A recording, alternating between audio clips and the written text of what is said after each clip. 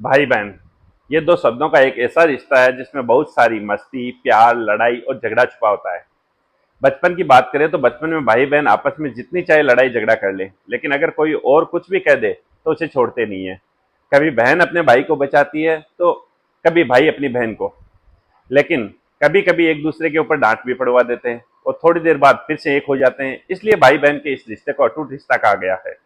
लेकिन जब हम बड़े हो जाते हैं तो हम इतनी मस्ती नहीं कर पाते, क्योंकि हम अपने अपने कामों में लग जाते हैं और फिर शादी विवाह के बाद बहुत सी जिम्मेदारियां आ जाती है। मेरा तो मानना है कि रिश्ता कोई भी हो उसको समय जरूर देना चाहिए। इसलिए रक्षाबंधन के इस पावन पर्व को हम मनाते हैं।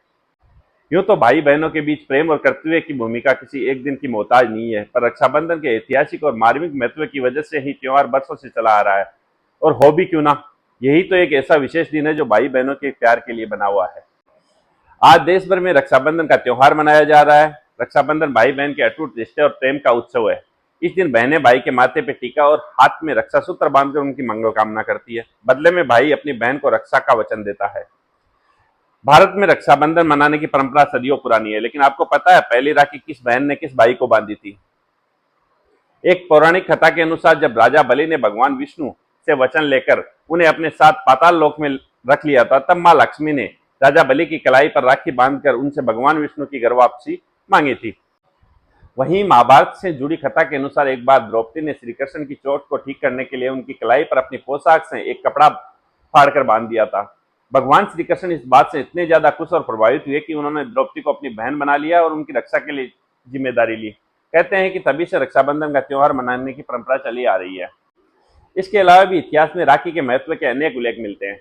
मेवाड़ की महारानी कर्मावती ने मुगल राजा हुमायूं को राखी भेजकर रक्षा याचना की थी।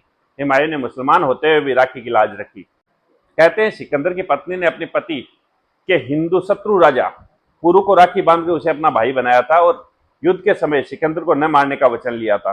राजा पुरु ने युद्ध के दौरान हाथ में बंदी राखी का और अपनी बहन को दिए हुए वचन का सम्मान करते हुए सिकंदर को जीवन दान दिया था। आज ये त्योहार हमारी संस्कृति की पहचान है और हर भारतवासी को इस त्योहार पर गर्व है। लेकिन भारत में जहाँ बहनों के लिए इस विशेष पर्व को मनाया जाता है, वहीं कुछ लोग ऐसे भी हैं जो भाई की बहनों को गर्भ में ही मार देते हैं।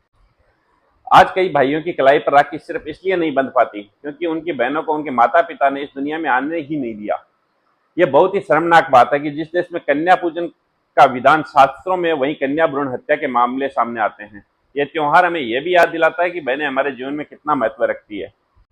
अगर हमने कन्या भ्रूण हत्या पर जल्दी काबू नहीं पाया तो मुमकिन है एक दिन देश में लिंगानुपात और तेजी से घटेगा और सामाजिक असंतुलन भी बढ़ेगा। एक तरफ जहां पूरा देश बहनों की रक्षा को समर्पित पर्व यानी रक्षाबंधन मना रहा है, वहीं दूसरी तरफ बहनों के साथ अपराध बढ़ते जा रहे हैं। हाल ही में ही कोलकाता के आरजी मेडिकल कॉलेज में महिला डॉक्टर से बलात्कार व हत्या जैसा जघन्य अपराध सामने आया। मैं सरकार से निवेदन करना चाहूंगा कि ऐसे इंसान रूपी जानवरों को कड़ी से कड़ी सजा मिलनी चाहिए और बहन को न्याय मिलना चाहिए, जिससे आने वाले समय में ऐसी घटनाएं ना हो और हर भाई अपनी बहन से रक्षाबंधन पर राखी बंधवा सके। बहुत बहुत धन्यवाद।